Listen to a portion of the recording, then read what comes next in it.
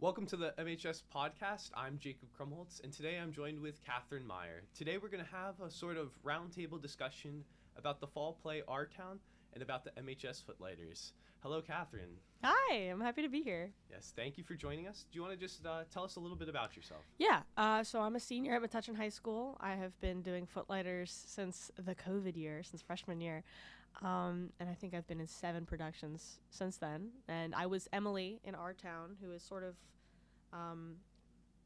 one of the leads. She's kind of going through life throughout the play, and then at the end she dies, and she looks back at her entire life.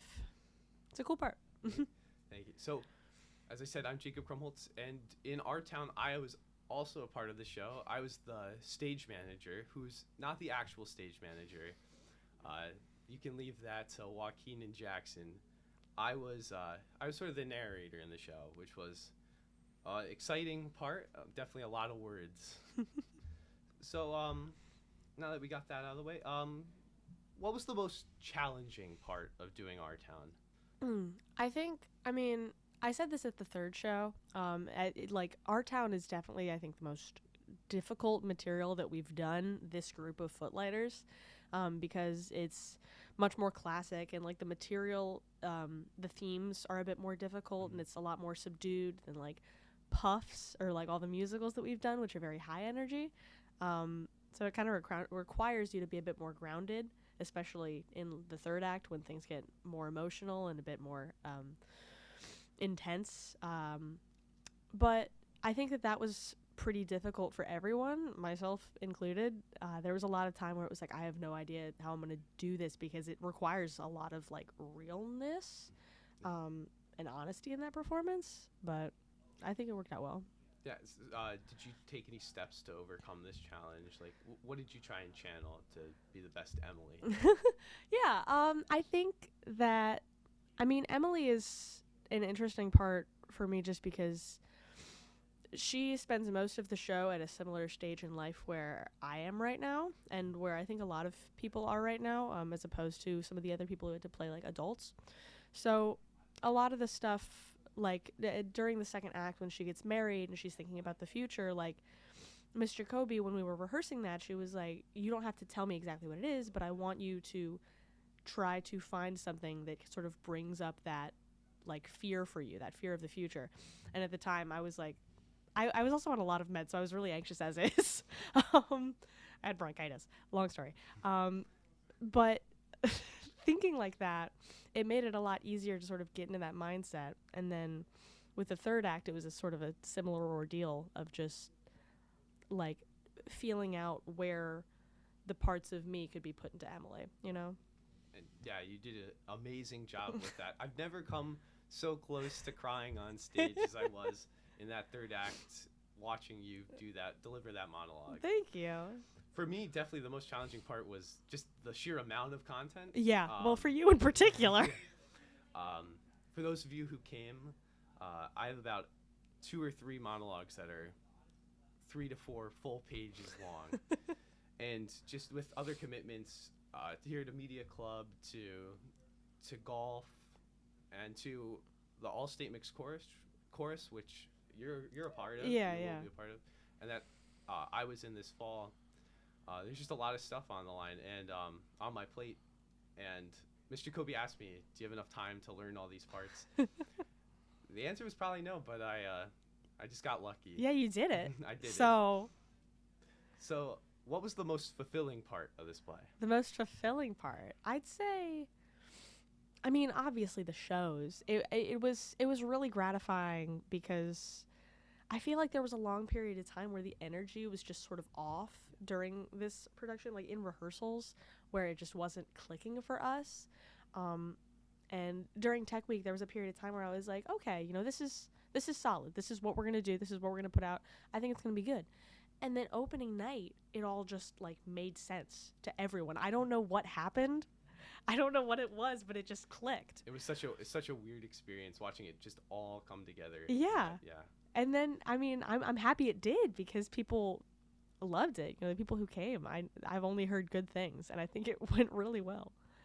Definitely. Yeah, just there's nothing like performing live on stage, and definitely anytime you get a great experience just from performing the show in front of other people. So most fulfilling part, definitely. Yeah. Just saying your lines in front of other people. Yeah. The people you practiced and rehearsed with. Yeah. So how did the emotions of the audience affect you as an actor? Yeah. I mean, especially, again, in that third act, it was like I've never, I couldn't tell you what people silently crying sounds like until we got to the third act of that show. And it was again, like, it was hard to do the third act to find that emotion there. But as soon as I heard people in the audience, like, reacting already, I was like, oh, yeah, okay, I feel it now. And it was helpful. Yeah, definitely. I said it was probably the first time I heard people sniffle and cry. And looking out into the first few rows of the audience, that's all you can see on stage. And I saw a few people just bawling in tears. Yeah. And it made me feel good because we had accomplished our goal. Yeah, we were doing our job. Because the content of the show, for those of you who saw it, the third act it's a lot. It's rough. It has a lot of very serious topics. Yeah, so, very existentialist. Like, there's a lot of emotion to be felt there. Exactly. So the fact that we were able to get a reaction showed that we had done our job. And I thought that was very special and something I really hadn't gotten from other shows here at the high school. Absolutely. Do you have any, like, stories from the rehearsal process, just the show in general? I'm trying to think of which ones I can say. That is hard. Yeah.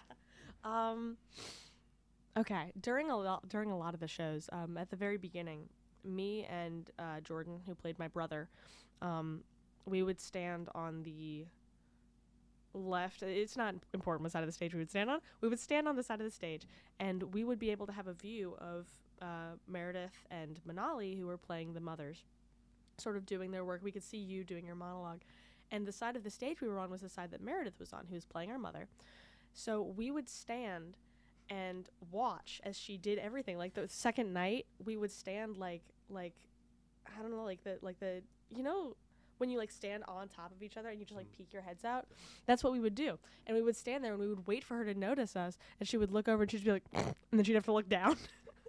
And the third night, there's a sign back there that says Wriggle Ranch. I don't know if you've ever seen it. I have seen it. Yeah, there's a sign. And I have no idea what it's for, but we would see it, and we would always go, like, you know, we would do a little wiggle. And one night, we turned, and Meredith was out there, and we stood both in, like, different little pockets where, like, she could see us from the stage, but the audience couldn't see us, and we just did, like, a little wiggle at her until she started. She handled it like a champ. She didn't actually break, but I was like, oh my God, that would have killed me. So I guess for me, like, the story I'll remember from the show was in the wedding scene. I do the Sorry, I know. Sorry. In the wedding scene, I play the role of the minister, and I give a monologue at the end that starts with the go-kart. And as you can see here now, everybody would crack up when I gave that line, and I didn't know about it. So you didn't know? I didn't know until about the first show, until the end of the first show, about how much that line made people crack up. Yeah. So just kind of finding that out late on, after I tried to deliver it slower and slower and slower. It was intentional.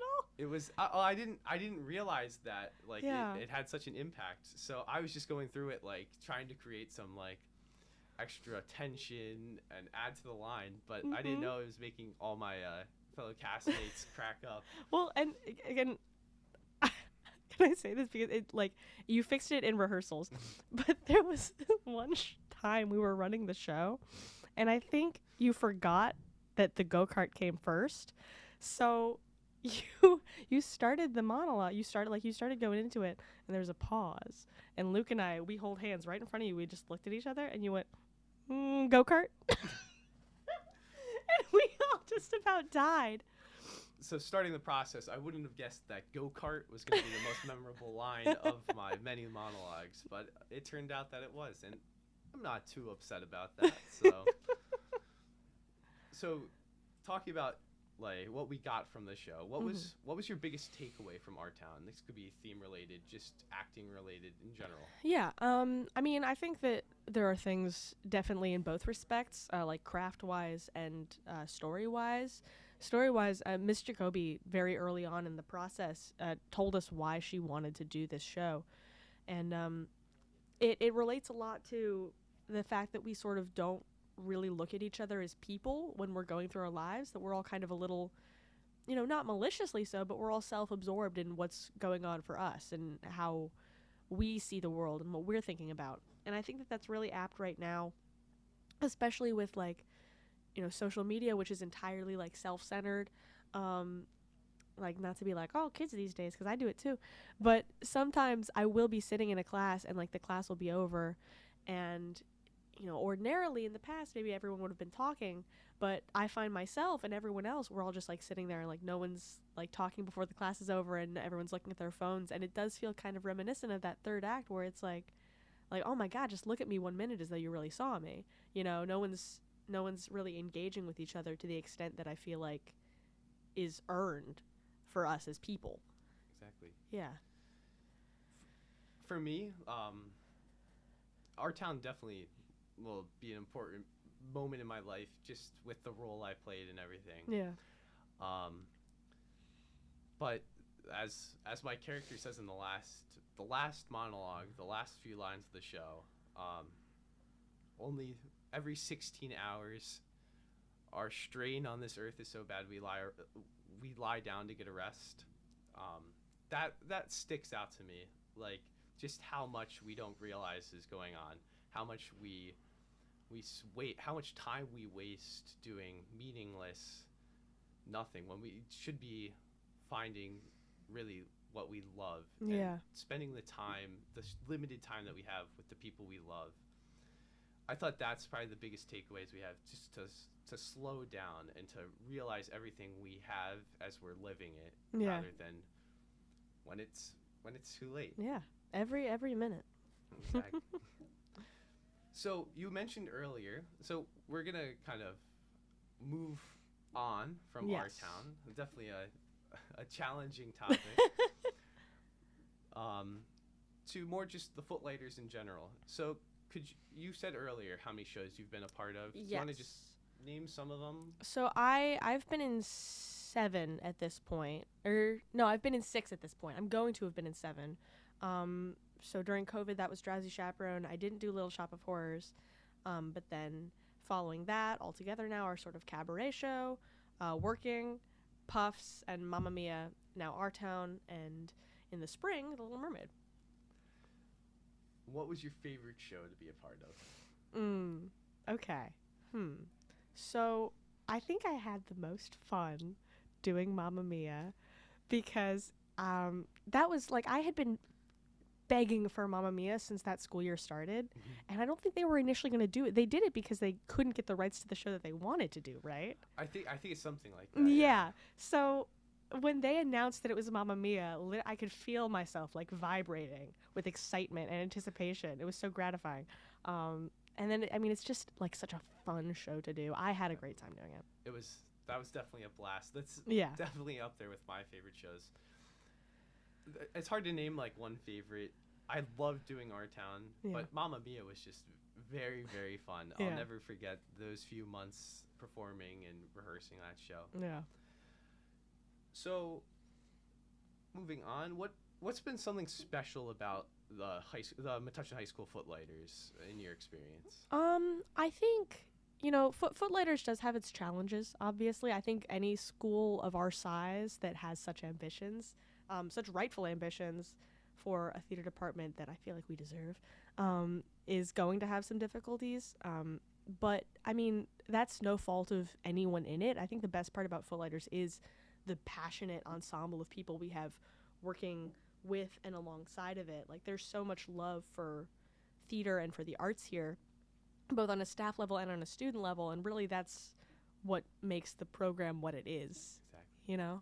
Yeah, we're such a close-knit community. It's really something special. I would say sports teams